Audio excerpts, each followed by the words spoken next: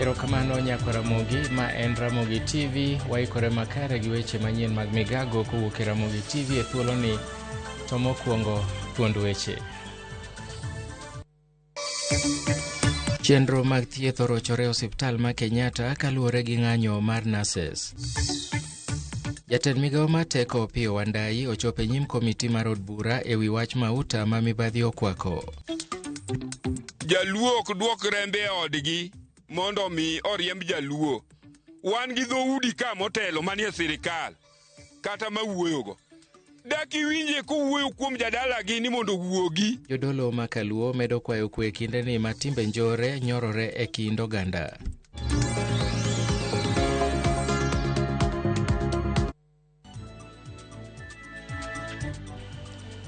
Arwaki ni machiegni nyinga Milton Ochieng'. Jolup ariyo wito ngimagi kama moko ariyo resi ma okele dho wath ma Kagwa location ma Rambira Rachwenyo North e kaunti ma Homa Bay bang' yamo mapek motuke nam otieno ma nyoro e kinde mane gilupo. Julius Odhiambo majegni 32 kod Joseph Mboya majegni 50 ne jowito ngimagi kar saa 4 mar otieno e nam ka George Nyandega majegni 30 kod Charles Odongo majegni 43 ne oresi e kinde ma yamo nogoyo yiegi e nam. Jakom mar dho wath ma Kagwa Robert Ochieng' oyango ni jolup ang'wen-go ne oyudo oseketo net e nam e kinde ma bende yamo notuk matek kaluwore gi koth mapek mane biro, gino manomiyo giduto ginyumore e nam ka jolup ariyo notony moresi gi jolupo mane ni machiegni. Ringre jolup ariyogo to pod imanyo ka gikwayo sirikal mondo oriwgi lwedo e ruyo menyono. Moka ang'wen nowuok odhi nam gotieno godhiambo nyoro. Auka no ochwoyo yie ma ji ariyo dong' e pi, ji ariyo oyudi. Ko nyaka sani odhi omi yie mane gin godo. Yie ok obarore. Gima notimore auka yamo. Nyako ino ochwoyo yie monimo gi yie. Ji ariyo olal to ji ariyo nomako bath yie kuma nodong'. Obi okonygi gi yie moro machielo. Ji ariyo mothogi iluongo ni Julius Odhiambo, jahiga 32. Machielo iluongo ni Joseph Odhiambo Mboya, mago manotho. Nyaka sani wasegolo yedhi adek odhi omo yie mane gintiere mane gilwareno. Chenro mar thieth norochore kuom kinde osiptal ma Lwandanyi e kar chung' od bura ma Sirisia e kaunti ma Bungoma to koth mapek manoriwore gi yamo walo tato osiptalno otieno ma piny norugodo kawuono. Kanowuoyo gi jofwamb weche, Emmanuel Wepu ma en jatend osiptalno nolero ni jotuo mayudo thieth to dok dala ema nobedo gi achiedh nade tok rem yudo thieth kuom kinde. Kata kamano chenro mag thieth noduoge wang'e tok jodak konye keto e osiptalno ero ka gidwaro ni mondo tend kaunti ma Bungoma oket okenge makare manyalo konyo e kinde ma masira makamano opoyo oganda. Jana mwendo wa saa 3 mvua ilikuwa inanyesha, ilikuja na upepo sana ambapo ikaathiri hii hospitali yetu.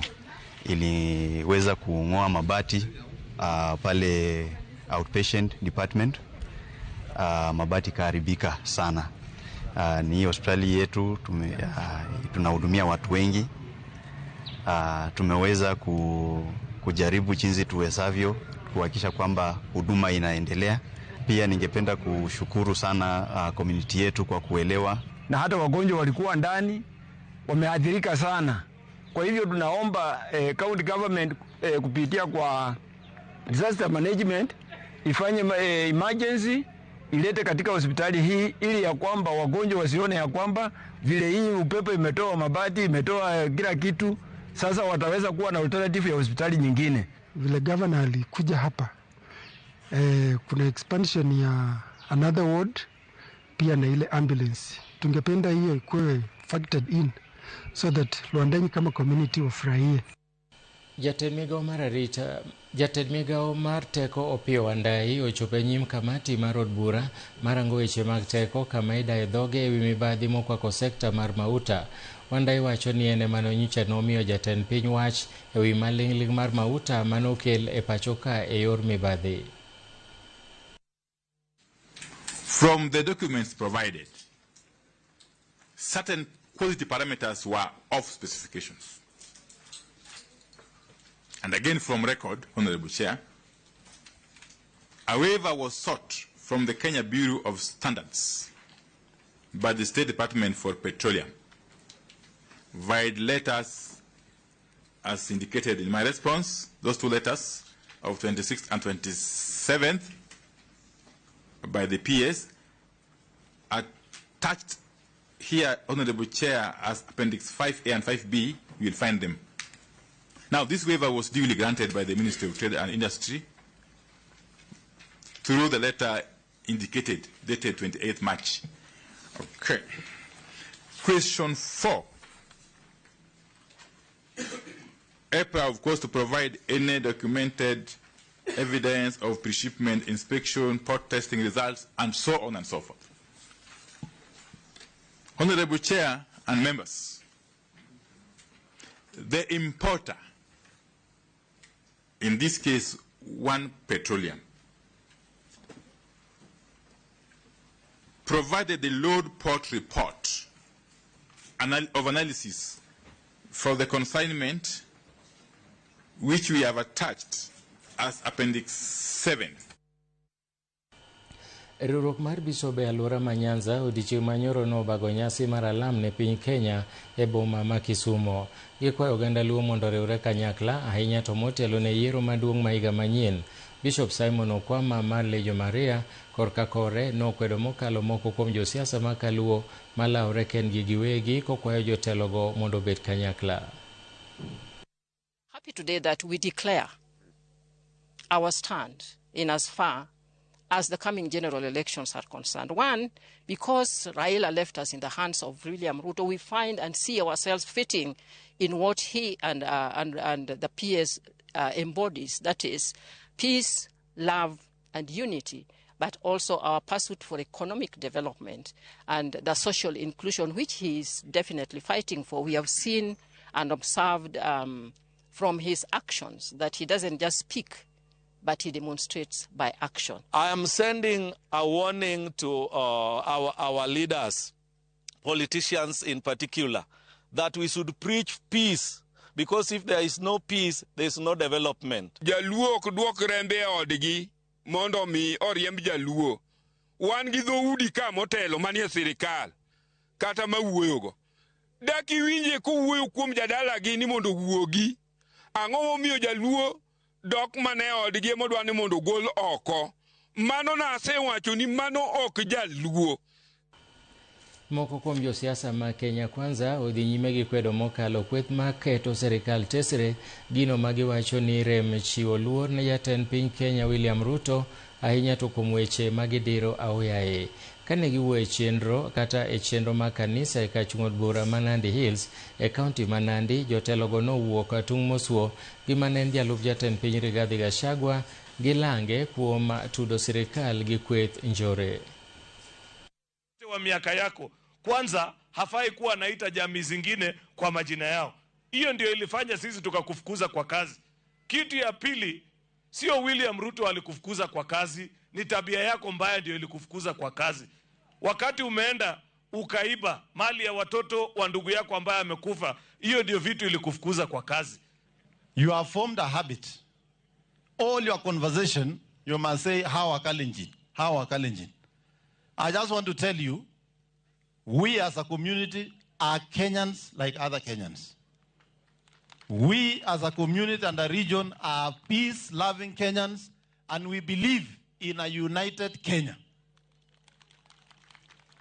If you have no agenda towards your disunited opposition, if you lack ideas, and if you think you want to be in government, you can come for lessons. Na mimi namheshimu sana Mheshimiwa William Samoei Ruto, sababu hata na hii uchochezi yote yeye amesimama kidete, anaendelea kufanyia Wakenya kazi. Rais wa Jamhuri is the unifier of the republic. Rais wetu ndio nguzo ya taifa. Lakini vile huyo Gachagua alisema juzi katika kule sehemu ya Olkalau, ilidhalilisha kiti cha rais. Chenro mag thieth orochore ka thieth maduong' ma Kenyatta bang' ka nurses ma osiptandno nobago ng'anyo. Nurses go kotelnegi kod jagoro mar riwruogi Linus Kanate ochiwo ywak kaluwore ni osiptal mar Kenyatta National Hospital ok osebedo ka oro omenda ming'adogi dwe ka dwe. Gimendo ywak ni nitiere nok mar nurses ma gikoni gitiyo ataro gi kaka owinjore. Afisa maduong' mar osiptalno Laktar Richard Lesiyampe okwayo nurses mondo odogi e tich ka okoni gisechako chenro mar tieko chandruogno.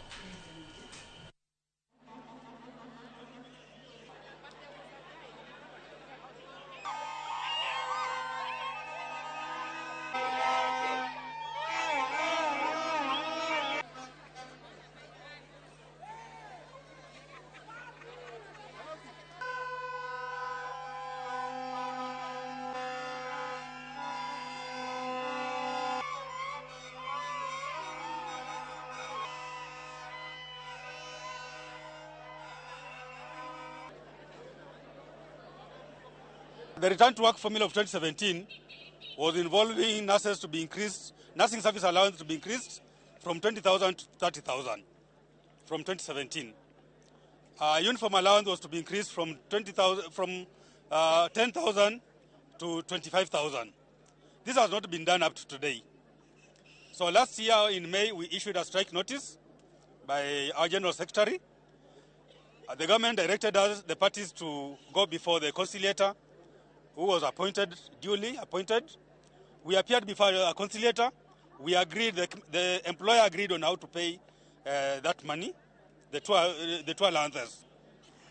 These issues are currently being addressed through the established institutional consultative mechanisms between the hospital, relevant government agencies, and staff representatives. Kenyatta National Hospital confirms that all staff salaries, including those of nurses, have been processed and paid up to March 2026. There is no employee of KNH who has not been paid their salaries up to the end of March. Following engagements between the management and the union representatives, it was agreed that the March remittances will be affected by the 20th of this month, and the hospital remains on course to meet this commitment. Josiasa mopogore mawuok e kaunti ma Nyamira okwayo jodak ma kono mondo obed kod kwe kendo okwayo mondo girwak jatend piny William Ruto Nyamira e limbe mare madhi kawo ndalo 4 e kaunti ma Nyamira kono e kaunti ma Kisii. Konga afungue mradi wa soko, halafu afungue station ya railway hapa. Akitoka hapa ataenda aone vile university michengo inaendelea na progress ya hiyo. Akitoka hapa, akitoka ya Kiamanyoro ataenda mpaka afanye kitu tunaita last water connectivity. Afungue hiyo maji ya Nyamira kilasimi, na hapo ndio tutamuuliza vitu tunataka. Alafu akitoka hapa ataenda mpaka KMTC. Kwa hivyo mjitokeze kwa wingi na mpatie shangwe.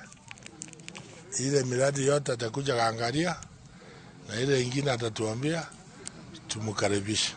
President wetu ako tayari kuingia Nyamira ama na Kisii region kwa ujumla, kwa sababu hao watu wote ambao wanapatikana hapa, yeye ndio president yao na hako na haki ya kutembelea watu wake na kuja kukagua miradi ile ambayo yeye na serikali yake wameweka. Watu wa Nyamira tukuje wote tupokee rais kwa hii miradi tumeanzia. Hii ni kionjo tu. Sasa hivi mnajua tuko na infrastructure fund, mnajua tuko na railway development levy fund. Watu hebu tujenge Kenya. Jotend din mopogore opogore e kaunti ma Kisii onyiso luoro margi kotenore gi medruok mag jonjore e rombe mag siasa pacho ka. Ka giwuoyo e boma ma Kisii, jotelo okwedo mokalo jogo machwalo siasa mag dhoudi, gino ma gilero ni nyalo kelo tungni motelo ne yiero maduong' ma higa manyien. Fujo katika nchi ya Kenya. Tungependa kwamba wale viongozi wetu kwanza, wanasiasa, wanapoenda kwa mikutano, waje kutusi watu wengine, waje kuzungumza kuhusu kabila yako, zungumza kuhusu Kenya, kuzungumza kuhusu amani na jamii ya Kenya. Kwa hivyo tunaomba kwamba wale wengine wanaohusika ama wanaleta watu ambao ni goons kuingia katikati na kwa mkutano, hatukutarajia kuona Kenya ni moja. Every politician, siku hizi kila politician akisimama katika umati wa watu anasema Bwana Yesu asifiwe, na analowa the voice, Bwana Yesu asifiwe, asifiwe tena, alafu anaongea mambo mazuri. Anaonekana ya kwamba wanakuwa pamoja na pastors ama na clergy. Lakini akienda tena the other side unapata anatumia goons, wanaenda wanaua watu, wanawake wamebaki wajane, watoto wamebaki yatima, sio kwa sababu ya ugonjwa iliua mtu, lakini kwa sababu ya goons ambao waliweza kutumika. Maneno ya goonism iondolewe kabisa, na kwanza sisi akina mama, naomba akina mama tutoke nje, tukemei maneno ya goonism, kwa sababu hii goonism inapokuja watu wengi wanaoumia ni watoto wetu, na sisi ndio tuliyebeba hii mimba ya miezi 9, sisi ndio tunaumia.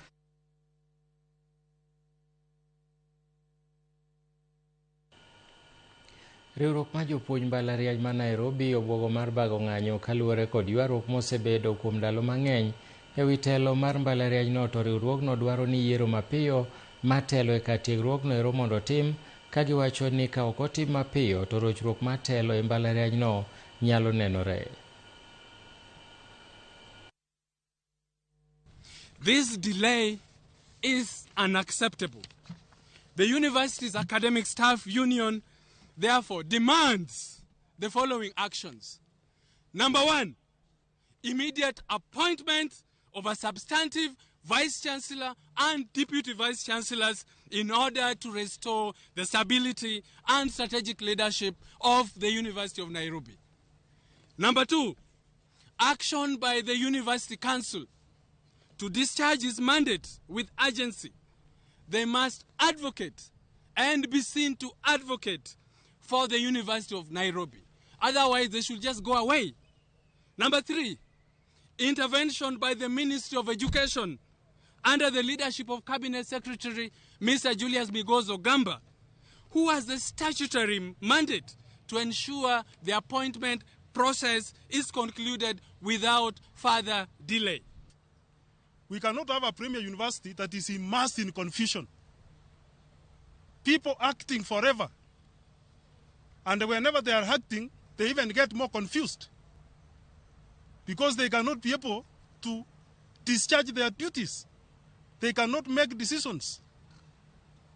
This has put us in a very, very sorry state. If you walk around these buildings here, you will see the sorry state in which they are. The toilets have no water. Offices have no furniture.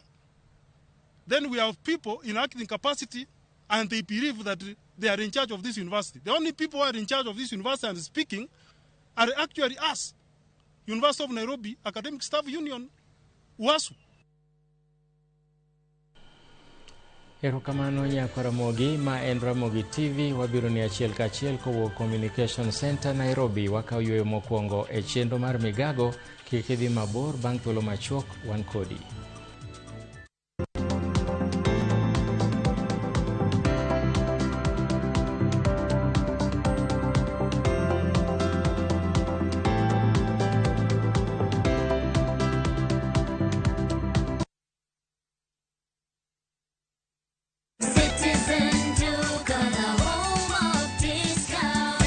Building, then you know roofing means you're almost home. At Citizen Duka, we provide premium glossy mabati crafted for durability, protection, and backed by warranty on every mabati you purchase. Box profile glossy, sleek, modern, and bold style. Corrugated glossy, strong and timeless, plus many other reliable mabati profiles to choose from. High quality, weather resistant, a shine that lasts for years. Order easily at citizenduka.com. Select Vintage Mabati or simply WhatsApp your order to 0710-487-487 and we will deliver straight to your site for free. Citizen Duka, your home of discounts. Citizen Duka, the home of discounts.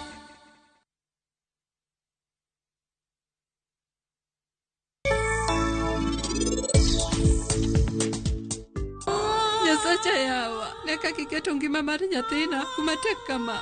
Ni en nyako kaw mana remo nyieke, eka mondo res ngimane. Samoro moro manyuolo wan kuma tek, Ng'ama biro reswa kuom gimoro amora en mana pari. Ana misemo gika. Koro miyo kapo ni wang'ni in ok ibi timo gimoro amora mowacho ni kama ber. To kara an abiro yi mondo idong' kendi. Ana mi luor ahinya. Abo winjo gimoro amora miwacho na to ok abi yie ni wach weche maricho kuom pari.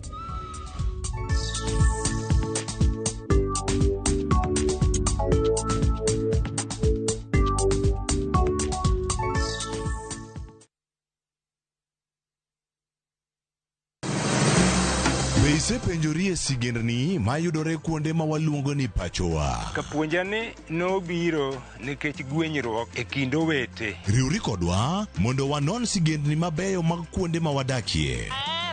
Nera nitie. Ninyuo kong'o kacha niluongo ni kilap joko wili. Kochakore bombe madongo nyaka gwenge ma iye.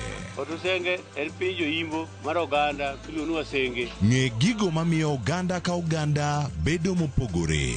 Nueng'o ma wan godo ka en mar kunyo goldi. Urudi. En kama ji duoge ji ok lal. Ng'e weche mane osekalo. Chon chande lweny nitie kor gweng'. Rwako sigendni mag kuonde ma wadakie. Kiwacho ni kibedo piny e kom, kineno ng'ama lwete fuare kama mano nyiso ni jakano mulo ka pipo sechope bwo mesa.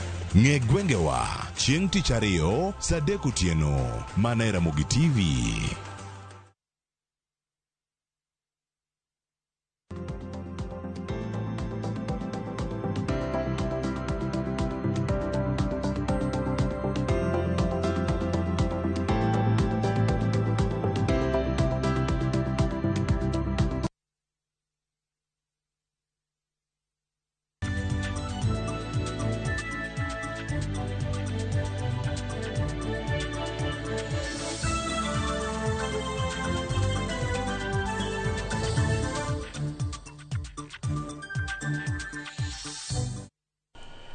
Machiegni kendo, moko kuom jotelo maduong' bura maketo serikal tesre okwayo jatend piny William Ruto mondo were gi weche manyalo kelo pogruok e kind dinde ma pachoka kendo kik orwak siasa e weche mag lamo.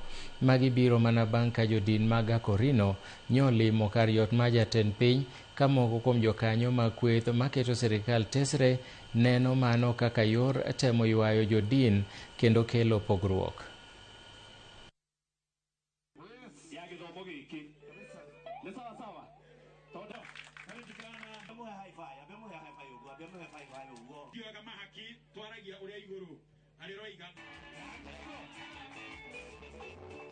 Hakuna hata siku hata moja hawa wazee watatumika vibaya. Hawa wafuasi wetu watatumika vibaya na wale watu ambaye walikuwa wanawatumia huko beleni. Kwa sababu hiyo wakanipa uwezo wa kuwaongoza kama kiongozi wao, ili mtu akitaka kutumia hawa wazee tujue wanaenda aje na ni nini wanaenda kufanya, ili tukawa na maelewano. Niseme kwamba sisi hatuna vita na wale wa Akorino ambayo walienda pale State House leo hii. Tuamwe wale walienda pale, tukaongea na wao, tukawaambia nyinyi nendeni pale mfanye mambo mawili. Jambo la mwanzo, mtoe pepo huyo Kasongo kwa sababu ana pepo nyingi sana. Pili tukawaambia wachukue pesa kwa sababu lazima Kasongo anyolewe. Si ni kweli? Anyolewe sinyolewe? Anyuola moro e kaunti ma Migori alwora ma Hispania ywago ratiro tok nyathigi chiel gi magina kod apisa mag obila. Kaluwore gi familia ma James Chacha Marwa ma jahigni 35 nochiele gi magina gobila e gino manilieko ni ne en kuo mar gari. Gino ma bang'e nofwenyore ni ne ok en adier. Marwa nomaki kitude gi kuo nyamburko moro manokwal kaeto bang'e ne oweye thuolo. Anyuola mare koro dwaro mondo obila nomaki kendo makne bura. Pile ka pile ka odiochieng' ochakore, James Chacha, ma en dereva ma nyamburko, ne owuok boma Hispania kod nyamburko kendo ne odhi nyagego mag Lolgorian e kaunti ma Narok e yor tich. Kata kamano bang' seche machuok, Chacha wach ni obila adek kod ng'at moro mong'eyo ne omake kar tich ka ise kod wechego mag kuo seyo mwaneno wuon to koro kia. Hao polisi waliweza kunishika wakinituhumu kwamba mimi ni mwizi wakaweza kunibeba ambapo walitoka na mimi maeneo mahali nilikuwa nafanya kazi kilomita 2, wakanipeleka kwenda kwa karibu na forest ya Kofi, kilomita pamoja nilikuwa nafanya kazi. Owacho ni kane poko bilagi ne otere nyaka tisindo beno malol Gorian ne ogoye kod lisasi bade kendo noyudo sand mopogore manowe kod hinyruok mathoth. Waliponifikisha waliniambia niingie kwa mto ndani kwa maji, nikaingia ndani, afu yule polisi akaniambia nivuke nikuwe ng'ambo ya ile mto, ambapo niliweza kuingia hapo kwa mto nikavuka, ambapo niliweza kupigwa risasi. Baada ya kuwa nimeisha pigwa risasi, waliniamuru nitoke maeneo nimepigiwa risasi, nirudi kwa eneo ambayo walikuwa wakiwa wamesimama hapo. Niweza kunitoa hapo kwa forest, wakanipeleka kwa lami, nikaweza kuwa natembea na vuja damu, ambapo mmoja wao aliamuru niweke kwenye pikipiki aina ya tuktuk.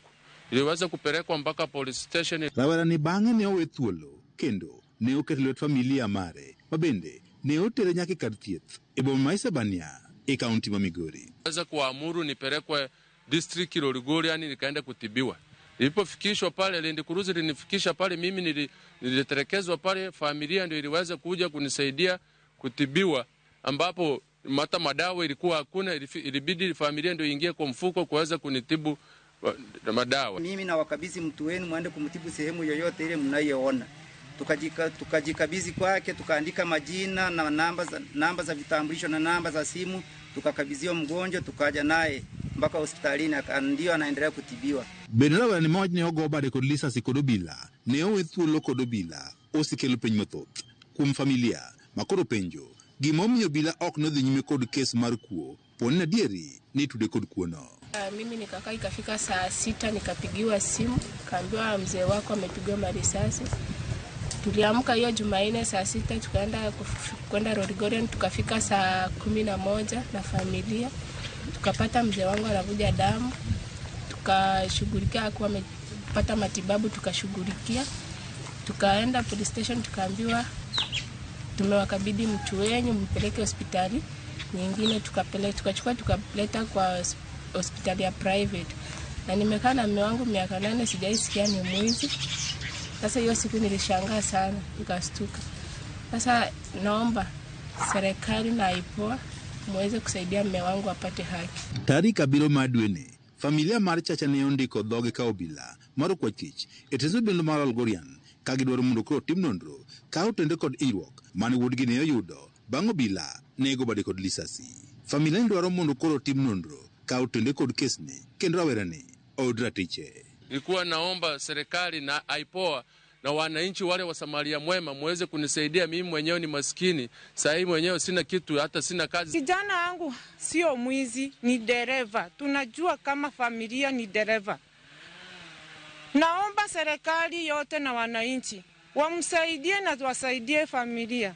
Mimi ninachoomba serikalini pamoja na IPOA, hii familia ya huyu bwana mdogo, kwa kweli yeye ndio mtafutaji, ndio anashughulika na familia yake, yeye ndio mama ndani, ndio mwanaume. George Juma, Ramogi TV, Migori. Moko kuom josiasa mag duond bura mar ODM moting'o jaod bura ma Kisumu Central Joshua Oron to kod jaod bura ma Muron Onyango Koyo okwayo moko kuom jotelo mag oganda Luo mondo yie gibed kanyakla achiel. Josiasa go noloso ka gikwedo wach ma jotelo mamoko matudo jagoro mar migawo mar arita Dr. Raymond Omolo gi monj ma seneta ma Kakamega Godfrey Ososi gino ma giwacho ni ok owinjore. Kama ne jaluo ok nyal bedo ni minister mar pesa. Nyasaye emo loko no dhoch mbade e sirkan duto ne. Koro mbade minister mar pesa. Minister mar Rwanda iberbe ne Raila osebete, uchile yako bende nobete. Unewan gik moko jaluo ne ok nyal bedo attorney general. Dorcas Agiko Duor kore attorney general masane. Ka Raymond ne oyugi osebete. Wang'eyo kaka ne oluongo yugi gima ne en. Nyasaye moloko no dhoch bang' higni mang'eny odoko kel Raymond kanyo giduto gi joma be. Koro wan bende wachal Kikuyu, gima ungo umo ato dwaro moko. Odwaro mondo joma nie leadership kod dwa bedo president kod nen man bedo deputy president en a step mok makinyi yudo kinyi ato president bichikuri dhi yudo. Were mondo tiya mare ibe calculate mari midhi eno. William Samoei Ruto picked Raymond Omolo to do the work and is doing the work. I would want to request our people that in life we should be adding and not removing. We should request for more positions, not our people standing and demanding for the removal of Dr. Raymond Omolo. I want to tell other leaders that let's desist from attacking each other. Doho ma Nairobi owito kucha bura mar mibadhi manomako maneja maboma ma Kisumu Abala Wanga kuom kwayo manochwali e dono gapisi ma Jamin Buche mar golo burano oko e bwo chik namba 157 mayiene apisno chwalo kwayo mar chungo bura mar maundu e doho. Jamin Buche oyango ni Abala nosekawo thuolo ma chopo dwaro e wi okang' manowinjore okaw ma tieko weche mane miene e Ten County ma Kisumo ka koro doho oyiene Jamin Buche mondo gol buche 2 mag Abala mane ni e doho. Okang' mokaw gapisa ma Jamin Buche no biro bang' ka duol makedo gi mibadhi e pacho ka EACC bende nosetimo nonro mage. Abala nodonjne gi kawo omenda maromo $8.7 e yo ma ok owinjore kokalo kuom osara kod omenda mambalang' e kaunti ma Kisumu bang' tiyo kod otese mag somo mabandia e yudo tich e kaunti no.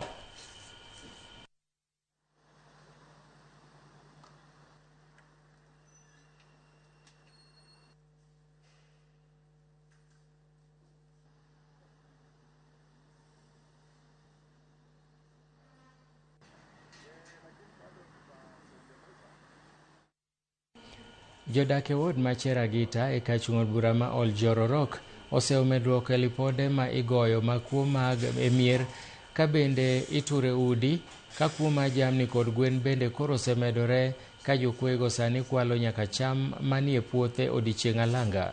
Moko kuom jodak go osekwal dhogegi mag chak ka koro jodak ma kono dwaro ni mondo sirikal okaw okang' mapiyo mar chik mar rakruok gi monj kod kuo ma osebedo kakelo negi midhiero. Kanolose romo ma loso arita kwe manotimore e gweng' ma Gishure, komishona ma kono Gadhanji Kennedy kod jotend rowere Cheragita Kamau ne okwayo tiyo kanyakla e kind jodak ma kono kod riwruok mamoko. Kuhusiana na wizi wa mifugo, na ndio maana nimeamua pamoja na chiefs wa eneo la Dundori na Oraimutia tuweze kupatana hapa na wananchi tuweze kupata suluhu kuhusiana na hili jambo la wizi wa mifugo. Ng'ombe zangu ndio ilizilimbiwa, lakini sikujua wezi walikuwa nani, lakini nilikuwa nimeenda kukamua asubuhi nikakuta ng'ombe zimeibiwa, lakini sikujua wenye walikuja usiku, lakini mbwa ilikuwa inalia sana, nikasikia ni kama mbwa zingine zilikuja, sikujua ati ni wezi walikuja. Tumekusanyika kwa siku ya leo hapa kwa ajili ya wizi. Hii eneo yetu wizi umezidi sana, kwanza especially mambo ya ng'ombe. Kuna siku walikuja hapa wakashinja ng'ombe ya huyo mama alikuwa hapa, alikuwa anaongea hapa. Na sasa watu wa kijiji tumehuzunika sana, na kwa maoni yetu kwa serikali tungesema tusaidiwe na serikali, na tungekuwa na maoni kadhaa. Hizi nyama zinatembea usiku, hizo tunataka ziwekewe marufuku katika hapa Kenya. Jopur mag pamba e kaunti ma Lamu ywago deko mar koth pamba kod nok mare e kinde pith. Kalure kod jopurgo giwacho ni midhierogo biro nikech nengo mani malo mar kothe migolo e piny India, wach mamiyo girito kodhi mawuok e piny mawuok ma sirikal. Jopurgo koro dwaro ni mondo mi gimakre kod sirikal mar nyuolo kothego e pachoka mondo mi giyudgi e yo mayot kende saa mowinjore. Tungeomba serikali wakulima hawana shida na kununua mbegu, lakini ikuwe subsidized kama fertilizer, at least ikuwe ni kama revolving seed, ili tuache hii mambo ya kutegemea serikali sana. Tunahitaji tuwe na system yetu ya kutoa mbegu ambayo tutakuwa tuna uhakika ya kwamba tuko na mbegu wakati unaofaa, ili mkulima, mvua tu ikinyesha, mkulima anaweza kuaccess ile mbegu na kupanda. Nahimiza sana vijana waweze kuingia katika ukulima, ni kwa sababu ukulima unalipa. tuko na mafundisho huwa tunafanya hapa FTC kufundisha watu mambo ya kilimo biashara. Tuache kulima robo moja, robo mbili, tulime kwa upana ili tuweze kupata mazao mazuri na tuweze kupata faida. Riwruok johera ma Nyakalondo mar Ramogi midendo ni Ramogi Tene koni gimor gi lokruok magitemo kelo n'oganda to chutho kaluwore gokang' mose magisebedo ka gikawo bang' chwalo ng'ur margi e Nyakalondo kaachiel kod wang' jowi mar Ramogi. Magi ne giwacho romo mane gibago Mombasa manokelo jokanyo mawuok e kauntis mopogore pacho ka. Joja oko nigi ler kowuok Mombasa. En romo mane obagi Mombasa mane okelo kanyakla riwruok johera mag Nyakalondo kaachiel kod wang' jowi mar Ramogi. Wabro wuotho kanyakla, wabro keep puonjre each and every day. Riwruogno midendo ni Ramogi Tene mane wuok e kauntis mopogore pacho ka koni biro gi kanyakla en mar twak ewi kaka ginyalo medo dongore kaka oganda. Moloyo amor kod odiochieng' ma kawuono kod safari manyoro awo kod Ugenya kabiro hosni. Jowadwa nyok en safari mayot abeti mtoka bahululu mato nenda wacho ni nyaka chop kata tiende ogo thombo to nyaka chop bane jowetena. Nikech wamor ka kendo wanyiero ka, nyiero no medo wandalo. Wachiemo maber na mchumbi ka kendo no wawinjo ni Mombasa liet no ketwa kama liet onge yamo moro kudho mamit kabisa. Omiyo amor nitie joma nochako Ramogi Tene to jogi tinde ne waonge kodgi. To mor maneno ma jakomo timo ni oluongowa moketwa kanyakla gi nyithinde momanyo oganda go mane bet obedo tenge kocha moduogo riwowa koni. Mane mor mar riwruok dwaro. Weche mag fea mono ji mondo bi olemwa to mono wa bende be dala nikech dala kidwa dhi to nyaka tigi 10,000 and above pok chiemo to pok ndongo mara mora.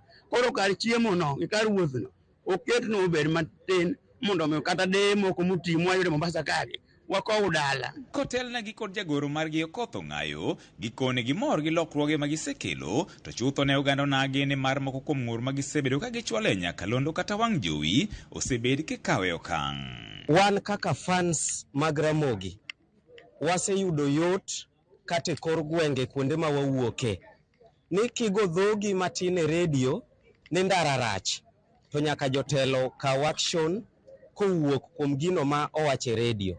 Kiwuoyo e wach insecurity e kor gweng' to jotelo kowinjo wachno e redio to nyaka kaw action. Kaka an nene transform bolwar nena gaga nduri Ramogi to kaka wachono to mheshimiwa diere no ne wan kod mheshimiwa Wandai no kwanya gi kanyo bo wacho nan mihichwa iyudo stima ne wayudo madier kata pel ko huwanda gala piny to pel no idwokonwa mara moja. Koro anamor kod redio Ramogi nwach gima wawacho tumrega. Gima duong' wan wadwaro mana dongruok mondo mi dongruok obed ochop ne members. Lek margi gikoni en neno ni gimedo kelo lokruok ne oganda e kor gwenge gino magikoni nyalo mana medo dhi nyime ka giyudo sir mowinjore. Ne bende gitiyo kod thuolono mar jiwo oganda nagi mondo mi okaw ng'ala manyime mar temo kelo lokruok e pacho ka yor ndikore kaka jogombulu. To wakwayo ni medwa siko kodwa mondo Ramogi Tene CBO obed gi lokruok maduong' matok higa 2 wabedo gi bas marwa mane kwayo marwa kendo nyis nyaka jotelo madongo giyuorwa garambe moro matin wabed gi bas. Koro en kwayo mara ni gimbe gichiwe lwetgi mondo mi jopiny kae obed gi upper chance kama obed gi motisha mondo mi gibed ka giwinjo Ramogi kendo gineno TV. Kaka fans mag redio Ramogi kod Ramogi TV sani wan kod thuolo mar voter registration mag government oyawo matimore e kila sub county e 47 counties mantie Kenya ka. Wajiwo jowinjo jotene mag redio Ramogi gi TV ni watim registration mar kura mondo mi kochopo higa manyien 2027 tuwabed kod ratiro mar kelo lokruok mabiro timore Kenya ka. Moko kuom chenro magikone gin godo en sumo kido kod timbe ugendni mamoko e yor dongruok gino momiyo romo makamago gibago e counties mopogore higa ka higa. Kuom nyinga Caleb Nyakwar Malunga awuok dala ma Siaya kabiro e chokruok mar Ramogi Tene. Niluonga ni Frank Machoine wane jotene momako nam chumbi ka kendo wamor ka wajwendwa mano biro lemo Mombasa ka odiochieng' ma kawuono. Nyinga iluonga ni Fred Nyakwar Saya kadak dala Mombasa Likoni. Agoro kamano maduong' jomo ai dala moa Siaya moa Migori moa Homa Bay nyaka ma Kisumu gi Nairobi duto. Nyasaye madugwedhu kudonjo Mombasa ka. Erokamano. Me Willis Mtonge 99.2. George Aoko, Ramogi TV, Mombasa. Nya jotene mag Ramogi Radio aneno kama hichwa dendo tumologunya ng'uto ng'ado gi dheri. Erokamano kuom paro gi romo machalo kamano, meduru mana bede achiel wan bende mane mor marwa. Ka wadhi nyime en ni rech mimako e nam Lolwe ahinya to bade ma Kisumu iyango ni medo dok piny ahinya ka jolupo, jous rech to kod wego tende wacho ni nok mar rech e nam Lolwe sani koro hinyo yoregi mag yuto. Kaka lipota marwa Caroline Atieno leronwa, maeri en kaluwore kod alwora ma nam Lolwe ok omi arita makare, ka bende oganda modak e alworano wito chilo ei nam magikoni hinyo rech ei namno. Okinyi machieng' tuch e dho wath Madunga e boma ma Kisumu, jolupo gowo mos e wadhni tok bedo e nam kuom otieno mangima ka gilupo. Machiegni kanyo, jogo madwaro rech bende osechokore, mine omako besendegi kendo rito gi liyo. Jolupo gilero ni gikadhi e midhiero mathoth ei nam, kata kamano, rech ma giduogo go thin ma ok rom jonyiepo, mopogore gi higni mokalo, gino makoro hinyo yuto margi. Seche modhi e nam, rech machalo kaka mbuta, Nile perch, ok yudre sani. En bahati nasibu, yude en bahati yako. Gin ginyuol, to gidhi e nembe matut, ok e nembe mathany thany. Omena to waseyudo ka pache tin, en otiyo gi taya. Koro seche molalo to alternative ne biro. Koro alternative tiende ni seche koth kelo koko, kata mumi, kata siraba. Siraba ni en fulu moro ma wiye tek. Tiyudo ka jo ohala mang'eny jare. Chon ne inyalo yudo pesa moro nikech all about en pesa ma warito go ngimawa. Koro nikech odok piny, nyiso ni yuto marwa bodok piny, kata kaka nyithindo school fees, kata chulo rent, iyudo ni seche moko ok inyal chule in time. E kar loso rech, waromo gi ja us rech Herina Nyango. Bang' daso rech koa e nam, oketo gi e mesa ma olalore gi jonyiepo. Olero kaka yudo rech sani tek kopimo gi higni mosekalo. Sani mbuta yudore matin. Ngege mwayudoga gomena.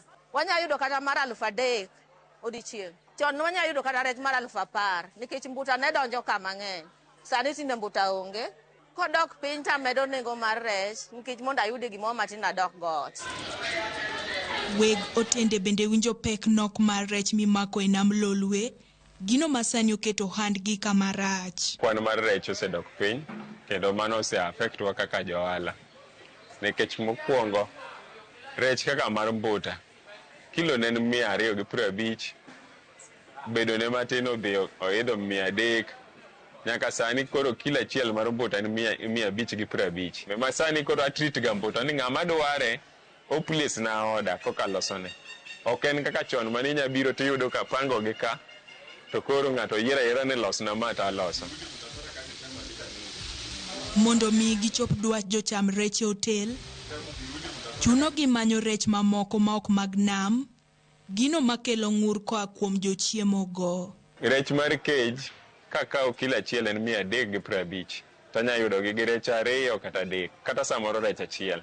Beche ber, ndadhu ne to thin. Kendo jogo mong'iyo chamo rech mar nam, kiloso ne rech cage kata kano onge to bonyisi ni kawuono titedo na rech marach.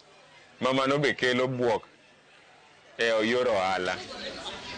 Penjo maduong', chakruok dok chien rech mimako e nam Lolwe en ang'o? Wach mar lilo pi duoko rech chien. Wach pampas be okelo jiemo ka, gi wach kong'o mar kan, gin ka, gi pi mar plastic. Koro ka gichokore, dirty material plus dirty material kelo no suffocation. Koro nego rech kata riembo rech. Tie kelo wa miluongo ne bunglu. Menyalo eluwe odiochieng' to luwe otieno, manyiso ni onge sama nam ywe mowawe rech mondo onyuol. Then breeding zone mag rech bo ko bedo protected as such. Chal ma kama yande omiyo moko kuom jonam kaachiel gi sirikand kaunti ma Kisumu obiro kanyakla temo kelo kenge makare manyalo medo kwan rech e nam. Hapa ni aina mag rech gi gisekawo mang'eny osekawo ok tin ne 15 years chakre gilal. Wan gi species kaka koko mane ratong mane nigi mo mang'eny ni en tindo kwa yude newach ni mostly ni yude tidhria. To tidhria ni king'iyo kaka chon nitie kaka sani nitie weche mang'eny mosetimore. Ne wan go rindi mbele ne kia gi nam to rindi gi teji noseng'ado molal go te. Wasetemo rite, watemo restore to efforts wa samoro ok nyal nenore gi sani but wan gi geno ni mbele ka kaponi wariwo bat gi sirikal maduong' mamalo ma national government to wanya yuto kendo kaka chon wayuto gi.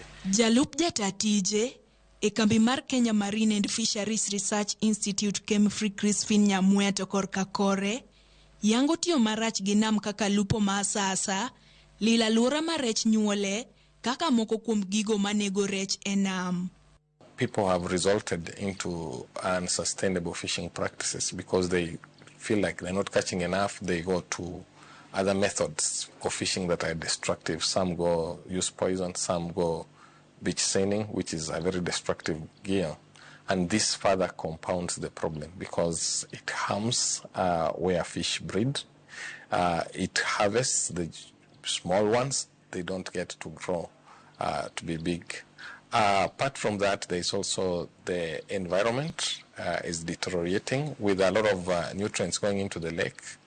Small plants called plankton, they grow very much. And as you know, plants, when they respire, they require oxygen, especially at the night. This deprives the water column of oxygen, and fish don't thrive in such environment. Nyamwea koro luongo jolupo to kod jopidh rech mondo chop irgi mar yudo tiegruok e yore makare maginyalo tiyogo e medo rech manie nam. We must have a spatial plan, and the government has developed the Lake Victoria spatial plan in relation to aquaculture suitability. We encourage all farmers to follow that spatial plan and invest in areas that have been determined to be suitable by government. E alwora ma Kisumo, lupo e nam lolwe e achiel kuom yore yuto ma oganda mathoth oketo e genogi. Kata kamano, sigana ni lokore. Jolupo mathoth yango ni kwan rech magimako e nam medo dok chien gi atamalo maduong' odiochieng' ka odiochieng'. Gino makoro miyo lupo e nam ni bedo matek ahinya. Carolina Tieno, Ramogi TV, Kisumu. Erokamano kuom medo kete Ramogi TV. Wadhi e yweyo mar ariyo e chenro mar migago.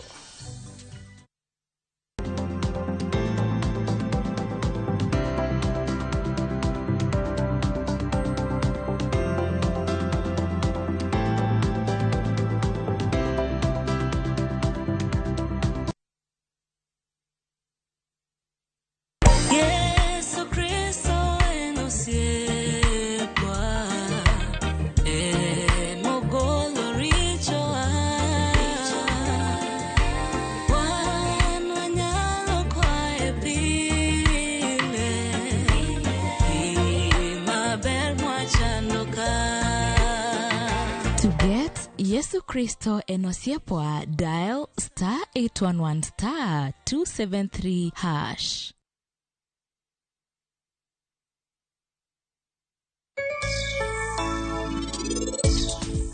Anami semo gika. Koro miyo kapo ni wang'ni in ok gibi timo gimoro amora mowacho ni kama ber. To kara an abiro yi mondo idong kendi.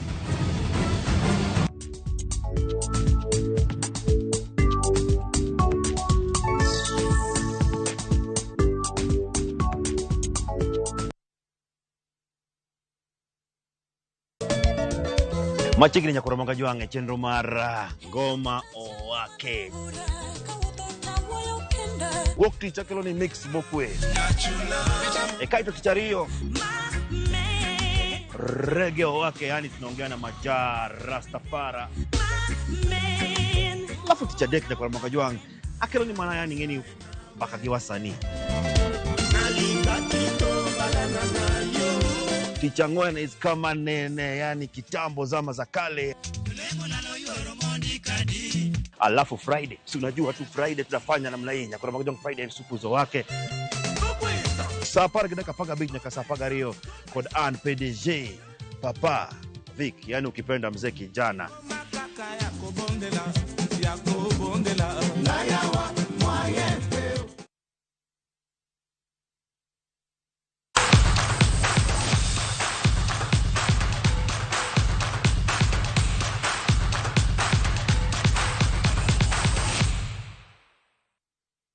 Klab mar Murang'a Seal osingo ni gibiro kelo lokruok e kidie mar tugo gi kocha tok liekore ni Mutini nobedo tok klab mar Mfalme FC loyo gi gonde 5-1 kendo thicho gi oko okombe mar FKF.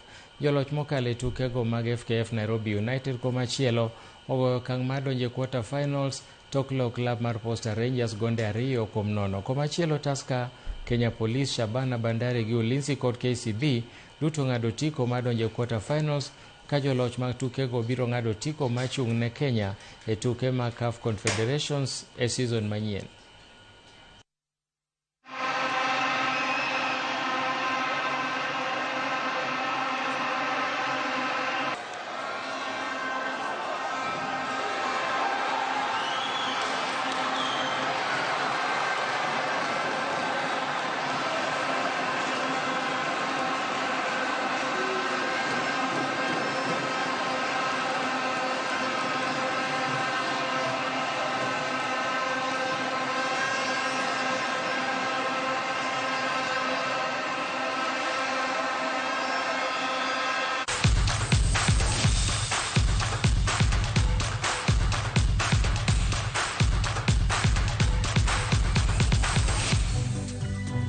Erokamano Nyanya Kwaramogi, mago e weche manyien mag migago manu waiko ni e thuoloni.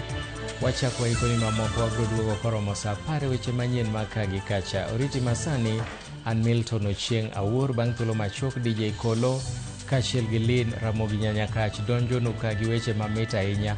Awinjo ni kawuono opogore omiyo kik idhi mabor. Wanere.